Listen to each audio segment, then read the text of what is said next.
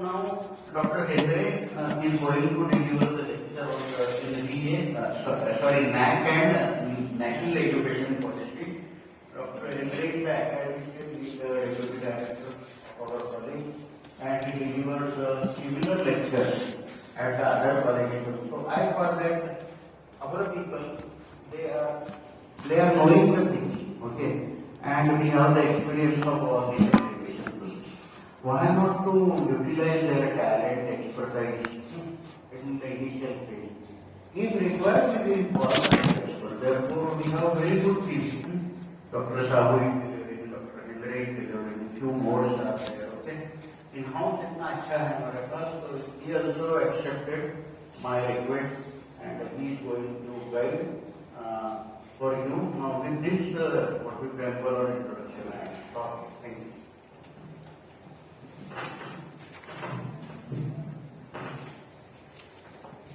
So good morning. I think sir has given a very nice introduction and created a good background for my beginning, because most of the parts which I am supposed to cover, sir has given a nice introduction related to the Washington Accord, the necessity of accreditation, difference between NAAC and NBA. Few of the things I'm also going to cover. But before I start, I understand that there are many senior faculty members sitting over here. You have worked earlier also in the NAAC processes. Presently also you are working at different criteria, and you have some more knowledge about the entire process. Still, why this session has been arranged, sir has briefed that we want to once again relook to all these particular things, because some of the faculty members, they might have worked for a particular criteria. They don't know what is happening in other criteria, what is happening at the institute level, what is happening at the department level. So we will start right from the simple thing, what is accreditation, why, what are the benefits, some of the benefits are highlighted, a few more I am going to tell you. So all these aspects we will try to relook once again. Many of the things might be known to us, but we will revisit them and we will try to clear the things. If you would like to add a few more things which I might have missed here, the forum will be always open. You can add so that everybody will get everything related to the NAAC, and then I will also proceed towards the National Education Policy. This is the brief outline what I am going to cover in today's session. I will start from the accreditation. First, one or two parts already briefed by the sir. More angle I will put it for accreditation, what, why, and how. Then a little overview of the NAAC, their processes, the different criteria, and how, what is expected from that particular criteria that I will show. Another important term that I will put is the importance of IQAC, that is Internal Quality Assurance, which is the heart of the whole NAAC process. So, what the role that IQAC is playing, what is expected from this IQAC, and how it supports the systems that we have defined in the NAAC that I am covering. Then, next three parts, the role of teacher in the accreditation process. What is expected from a teacher? Few things has been highlighted by the sir, but I will try to give you the entire review overview from all criteria, what a teacher is expected to do in the whole accreditation process. Then slowly I will also tell you the requirements, the preparations that need to be carried out at the department level. The summary from all 7 criteria I will present. What are the expectations by the NAAC committee visit? The institute level awareness, what we are doing at the institute level, the variety of activities that we have shown in the different criteria, that I will try to cover, and in the end, I will give a brief overview of National Education Policy and this NAP 2020, particularly for higher education. What are the recommendations which are generally every faculty should know, that I will try to cover in my presentation. So I'll begin with the basic definition which is already explained by the sir. What is accreditation? Accreditation is process of quality assurance and improvement. What sir told that? Everything we are doing for improvement of the quality of each and every process. And for that purpose, we are defining certain services, certain operations. They are defined by the institute. And how we are defining it? Once again, we are following the norms and the standards given by the accreditation body, which are in tune with the Washington Accord, what is mentioned by the sir, or even the Singapore Accord. For as far as the program level accreditation is concerned, we are following the Washington Accord, and for institute level, we are trying to follow the things which are defined by the NAAC. Right? So, process of accreditation is to ensure the quality assurance and its continuous improvement, and it is being evaluated by certain external body. What is the outcome here is applicable and recognized standards. So whatever the processes that we are implementing, whether they are in tune with the standards followed at the national level or at the international level, so that external body will try to verify for this particular thing. This is the simplest definition of accreditation. Now, what are the benefits? Some of the benefits sir has highlighted, but the benefits, they are for all the stakeholders of the educational institutes. So I'll try to cover all the stakeholders. If I focus first on society, what is the benefit? If our institute is accredited, then the society will come to know that there is certain quality of education parameter that we are following, and they will get reliable information related to the educational institute. That is one of the benefits that the society is having. If I look at from the management point of view, no doubt if our institute is accredited, we could be able to apply for the financial assistance, we can get a good grants, we can start new courses, which we are already doing every year based upon the process benefits of the accreditation. As an institute, sir has already mentioned, we can attract good admissions, quality students, which is the input required for our system. The quality improvement processes, all processes what we are defining, they will always focus on the quality improvement aspects, accountability to public priority in getting the grants. If you are accredited, we can definitely able to apply for grants at the different levels like DRDO, AICT. There is certain weightage for the accreditation. It will help to know this SWOT analysis. We will understand our strengths, our weaknesses, what are the opportunities, and what are the threats. So all these things we could able to analyze for ourselves as an institution, and will focus how we can improve this particular SWOT analysis. It will help to adopt the modern methods and technologies, because teaching learning process, not many innovations that we are doing. So we will try to focus on how we can improve our overall teaching learning process. Intra and inter-institute interaction, because as sir has told that everything is outcome based. So in outcome based scenario, we need to interact with the other institutions, what they are doing, their best practices. We need to share our best practices with the other institutes, so that particular communication we can have. Good industry connect, and all these benefits that are trying to build institute brand due to the process of accreditation. So these are some of the benefits as an institute that we are getting. Now, two very important stakeholders. One is the faculty and second is students. So what a faculty is going to get? Improvement in the quality aspect of the teaching. Teaching learning process, we are improving it. Research, there are many outcomes expected from the research in the accreditation process. So we are focusing on how we can improve the quality of the research, how we can improve the quality of our teaching learning process. Then we will focus ourselves in the innovations, in the product development, the quality publication, consultancy part, the qualification part. Okay, so all these are the benefits, the targets are expected in the process. So we will try to achieve these targets, and automatically the benefits will be coming to the faculty members.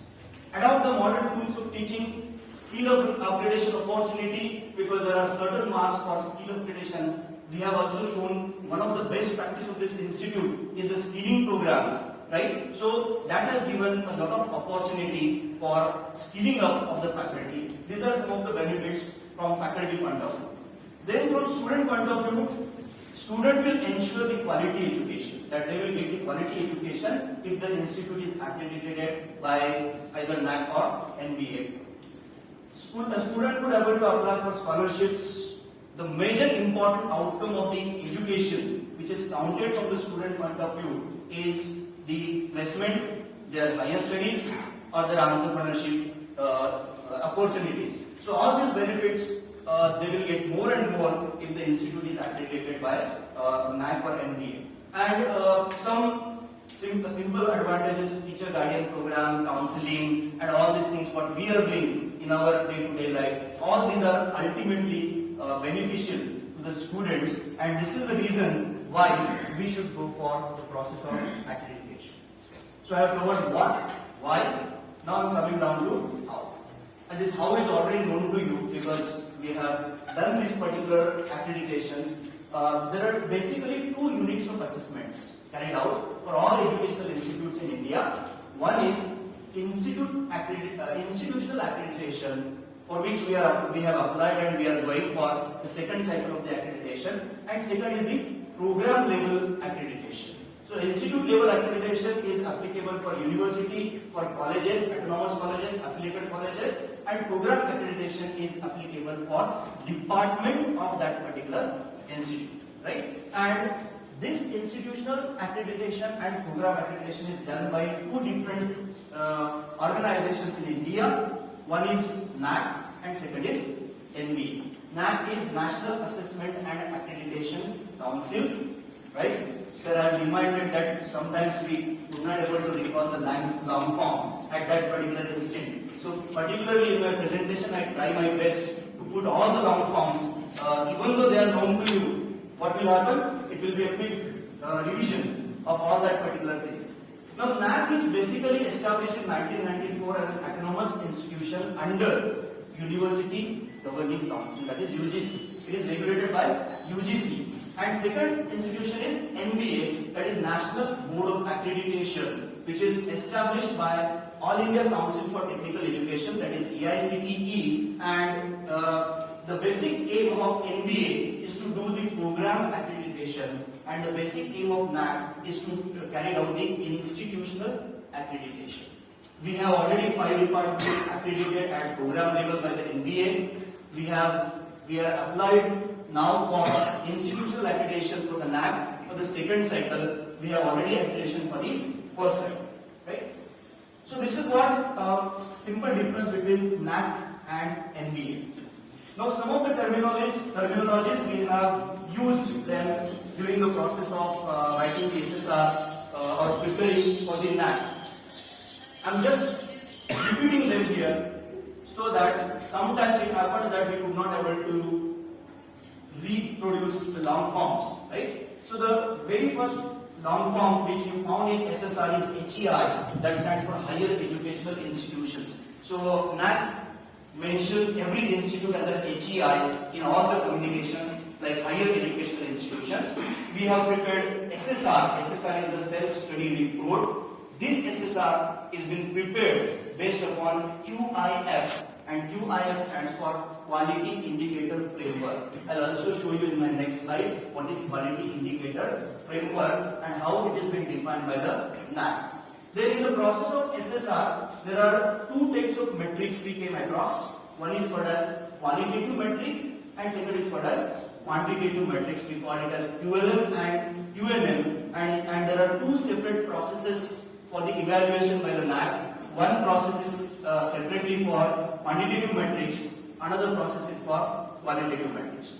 DVB, we came across this particular word many times while preparing the SSR. DVB stands for Data Validation and Verification. That is an Excel sheet which you are preparing in the SSR, that is called as DVB. Then apart from that, two terminologies like AQAR, that is Annual Quality Assurance Report. Every year we submit this report to the NAAC after the accreditation process. It is mandatory. So AQAR stands for Annual Quality Assurance Report. IIQA is the first part of the process in the entire NAAC process. That IIQA stands for Institutional Information for Quality Assessment. So that is what the pre-qualifier for the NAAC. And very important thing, that is IQAC, Internal Quality Assurance. Some of the terminologies which frequently used, just I try to highlight it. Now, a quick review of the entire process of the NAAC. Almost 50% process we have done it, but just to, for your knowledge purpose, I am just highlighting. The process begins with filling of IIQA. What is IIQA?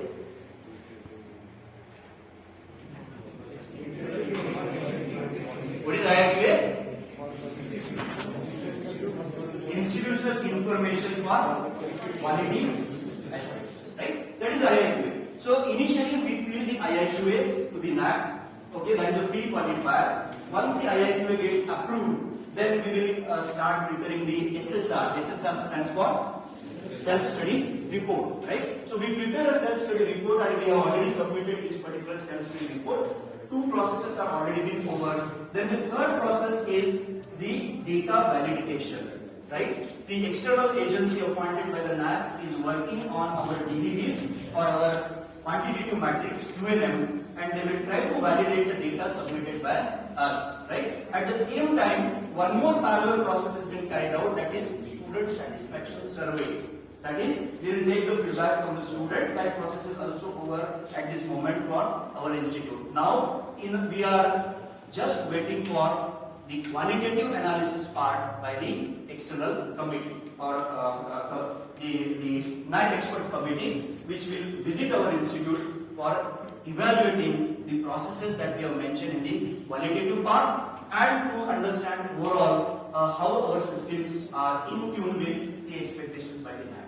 So most of the processes are being over. We are just waiting for the final expert visit committee. This is the outcome of what we are doing. What is the outcome? We expect A++ grade, and these are what is the grading system given by the NAAC. Just for the information, A+ is 3.26 above till 3.5, 3.51 to 4 will be the A++ accredited. This much score that we are interested to target in the entire process. Now, I'll give a brief review of all 7 criteria. I'm not going to discuss them in very much detail because while preparing the SSR, you have came across all these aspects. Few comparisons I tried to put between affiliated institute and the autonomous institute, how the marking system is different, what special care we need to take while for a particular criteria while dealing with the autonomous institute. So there are 7 criteria. All 7 criteria, they are very well known to us. First criteria is curricular aspects. 150 marks in autonomous institute, 100 marks for the affiliated institute. Why this 50 marks extra? Because this is belonging to the definition of curriculum. Defining of the curriculum is definitely done by the autonomous institute, right? Affiliated institutes, they follow the curriculum given by the university. So there is a little less weightage for the curricular aspects in the affiliated college, but for autonomous institute, the whole entire curriculum is designed, run, everything by us, so a little more weightage, 150 marks is given for curricular aspects. Teaching, learning and evaluation, 50 marks has been reduced compared to affiliated college. 300 marks are given for this teaching, learning and evaluation process. Being these 50 marks, they have been diverted to curricular aspects. Then criteria 3 is focusing on research, innovation and extension. There are 150 marks. Here also the weightage is more to the affiliated autonomous college as compared to affiliated college, because it is expected that the autonomous college should more focus on the research and should produce more outcomes from the research part. Infrastructure and learning resources criteria 4, same weightage 100 marks. Student support and progression 100 marks. Governance, leadership and management, same 100 marks, and institutional values and best practices 100 marks. We at least should be able to know what is been there in which particular criteria. That is the only purpose to show you this particular slide. One by one, I will also tell you what is been covered and what is expected in each and every criteria. But prior to that, I will come down to the point called as distribution of metrics and key indicators. But again, terminology of the NAAC. What is meant by key indicator? What is meant by the qualitative metrics, quantitative metrics? They are already been told to you. What is key indicator? When you prepare a NAAC, if you work for a particular criteria, we always use the term 1.1, 1.2, 1.3. So this 1.1, 1.2, 1.3 is called as the key indicator.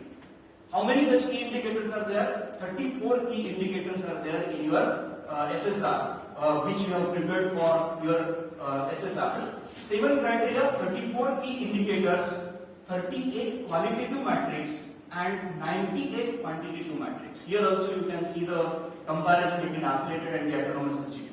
There are 79 quantitative metrics for the affiliated, whereas 98 they are for the autonomous. So more weightage is on the quantitative part, whereas for qualitative it has been reduced from 40 to 38. And total metrics, if you compare with the affiliated, there are 121 only. Now it has been increased to 136. So little more work is expected, little more outcome is expected from the autonomous institute. So that is what the distribution of metrics and key indicators across the criteria. Now I am going to brief in short what is there in each and every criteria. I am not going in detail of what is there in 1.1 and 1.2 and 1.3. You already know it, those who have worked in that particular criteria. First criteria is focusing on curricular aspect. So curricular aspect 1.1 U is defined for university and autonomous institutes. So what is expected there?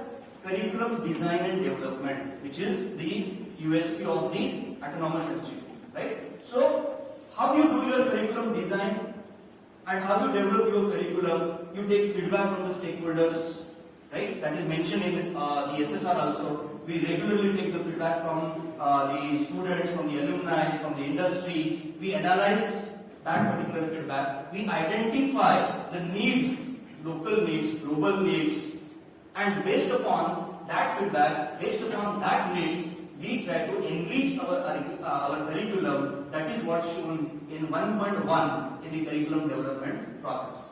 Then academic flexibility. What is academic flexibility? In autonomy, we run CBCS. CBCS stands for choice-based credit system, right? So this is a flexibility given to the student.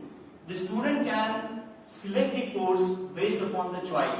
Based upon the choice. Now how CBCS is implemented? It is implemented through electives, through institute level electives, open electives, okay? Through minor and honor programs, we provide this particular choice-based credit system. That way, the flexibility in deployment of the curriculum is being provided in the 1.2 part. Curriculum enrichment. How you enrich your curriculum? How much is the percentage weightage for the value-added courses? How much is the percentage weightage for the entrepreneurship, for the higher education purpose?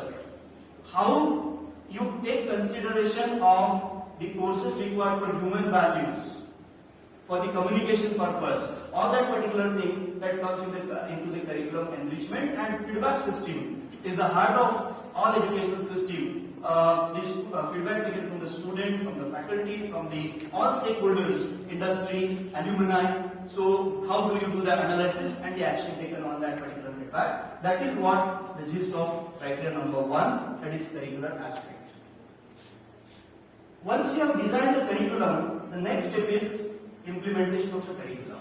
So how you implement it? Through the teaching learning process. So how the teaching learning process has been designed, implemented, and how you do the evaluation. That is all covered in criteria number 2. So it begins with student enrollment. So quantitative ka, how many students have been enrolled, admitted every year, pass out every year. So that particular data comes. Catering to student diversity. So catering to student diversity means how diversified contents have been delivered. How you identify the slow learners. How you identify the fast learners. What the action taken on the requirements of the slow learner. What extra that you are providing to the fast learner. So that is coming under the catering to students diversity.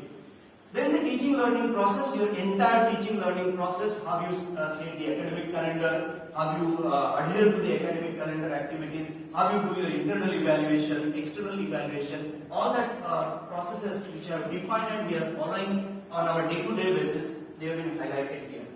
Teacher profile and quality, evaluation process and reforms. Reforms in the examination system. So what special things that you did? Last 2 years we are conducting online examinations, right? So what special reforms you have carried out in the online examination system that might be asked to the faculty members, or that is being provided in this particular SSR? So you can go through it and understand what are the reforms in the examination system. Student performance and learning outcomes. So how outcomes are measured? So as told the importance of definition of CO, PO, ESO, EO, how you are calculating, how you are defining the COs, how you are mapping the COs with the PO, how you do the calculation for attainment of CO and PO. All these aspects will be covered in 2.6 and 2.7 student satisfaction survey feedback taken by from the students. Criteria number 3 is focusing on research aspects. What are the research outcomes of the institute? Now these research outcomes, first is promotion of research and facilities. How research culture is being developed in the institute. What are the facilities available in the institute? What are the special center of excellence created by the institute? How much funding you get to create this particular center of excellences?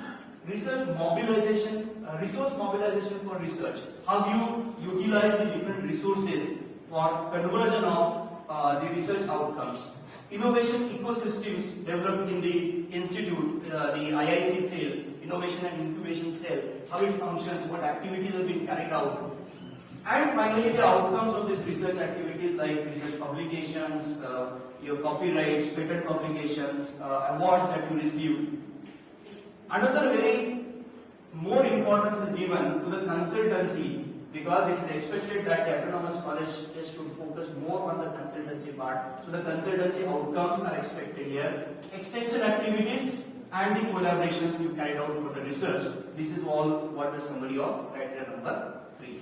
Again, I am not going in detail of this, because just you should remember what is there in criteria 3, what is there in criteria 2, how the flow has been maintained in the whole SSR that is been there. Criteria number 4 is focusing on infrastructure facilities. So infrastructure facilities, they include the physical facilities, how many classrooms, how many laboratories, what specific facilities related to the sports, hostel, and all that thing has been there. Library as a learning resource. I will come down to this library slide also one more, because there are lot many things available in the library. We should know them and we should utilize them for our teaching learning process. IT infrastructure, how many computers we have, what is the bandwidth and everything that is being presented there. And maintenance of the campus infrastructure. This is also another important part. Whenever the committee will visit to your laboratory, they may ask you that if your computer is not working, what is the maintenance process? Do you have any defined process? Do you know this? Right? Because we have defined all the processes in the SSR, and they must be known to every faculty. The basic processes of maintenance, the procurement, all these SOPs, what we have mentioned in the SSR, they must be known to all the faculty members. Criteria number 5 is student support. That is the actual outcome of all these processes from student point of view. So student support, student progression to higher education, progression to placement, entrepreneurship, all that particular aspects will be covered. Student participation and activities. How many workshops, seminars the student have been participated, what are the different awards that the student have received. And last is the alumni engagement. Alumni engagement in our mind is only we conduct alumni meet, that's it, right? But there is one more aspect, that alumni also gives funding for the this particular association. That is also highlighted in the SSR. If you go through the SSR, you will come to know that we also receive funding from the alumni. We invite the alumni for expert sessions. That way, the engagement is been defined with the SSR. Criteria number 6 is focusing on the institutional vision, leadership, and all the administrative processes that we define at the institute level. What is the vision of the institute? How leadership is implementing that particular vision? What are the strategies developed and deployed at the institute level?